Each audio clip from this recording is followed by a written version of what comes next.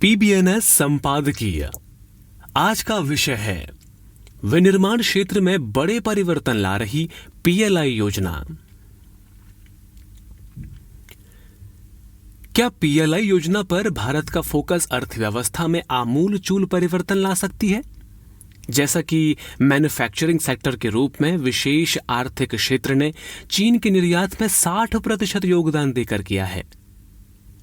ये सवाल तब से घूम रहा है जब से ये योजना लगभग 3 साल पहले अस्तित्व में आई थी। लेकिन अब परिणाम सभी के सामने है कि ये योजना व्यापक तरीके से विनिर्माण क्षेत्र को बदल रही है, जिसमें रोजगार देने की सबसे अधिक संभावना है। पीएलआई योजना की बदौलत हाल ही में इलेक्ट्रॉनिक्स अप्रैल 2023 से फरवरी 2023 तक 11 महीने की अवधि के लिए भारत का सबसे तेजी से बढ़ने वाला निर्यात बन गया है और स्मार्टफोन इस उल्लेखनीय परिणाम का एक बड़ा हिस्सा है।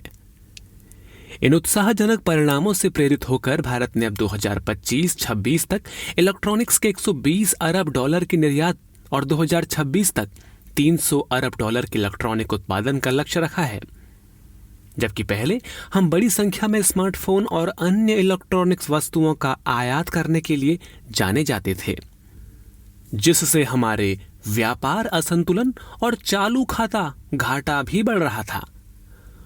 मोबाइल फोन का उत्पादन 2014-15 में लगभग 6 करोड़ से बढ़कर 2021-22 में लगभग 31 करोड़ हो गया है और 2024 तक कुल इलेक्ट्रॉनिक्स निर्यात में इसका योगदान लगभग 50% होने की उम्मीद है। 2022 में इस क्षेत्र के लिए पीएलआई योजना के पहले ही वर्ष में इलेक्ट्रॉनिक्स और निर्यात में 40.5% की वृद्धि हुई और ये तेज गति देखना उत्साहजनक है। अब इस योजना से लगभग 4 से 5 वर्षों में 30 लाख करोड़ रुपए के घरेलू और स्थानीय उत्पादन को बढ़ावा मिलने की उम्मीद है, जिससे आर्थिक विकास को बढ़ावा मिलेगा और निर्यात में वृद्धि होगी।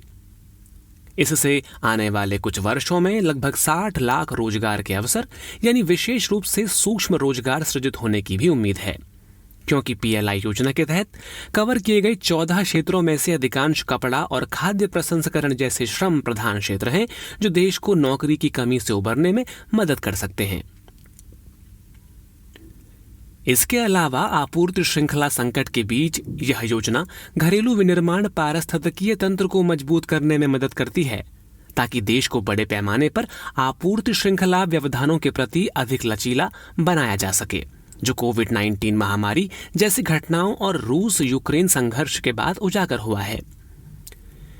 इस बीच हाल के वर्षों में गहरे टेक्टोनिक अपरिवर्तनीय परिवर्तनों से गुजर रहे वैश्विक मूल्य श्रृंखलाओं में भी बदलाव आया है, जिसे भी संबोधित करने की आवश्यकता है। इस योजना ने कोविड के बाद आर्थिक और औद्योगिक रिकवरी में विभिन्न क्षेत्रों को काफी मदद की है।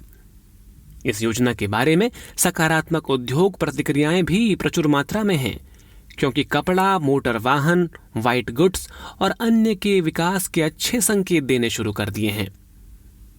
उदाहरण के लिए इस योजना से प्रेरित होकर भारत अब 2026 तक अपने ऑटो कंपोनेंट्स के निर्यात को दोगुना करके $30 बिलियन करना चाहता है, जो वर्तमान में केवल $15 बिलियन है, जबकि वर्तमान वैश्विक ऑटो कंपोनेंट्स व्यापार $1.3 ट्रिलियन के आसपास है।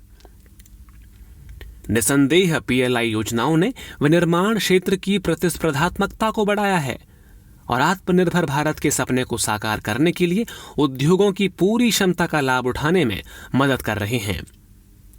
इसके अंतर्गत आने वाले उद्योग प्रक्रिया संबंधी बाधाओं को कम करके वैश्विक बाजारों में उत्पादन प्रक्रियाओं और वस्तुओं को प्रतिस्पर्धी बनाने के लिए अपनी लॉजिस्टिक कॉस्ट को भी कम कर रहे हैं।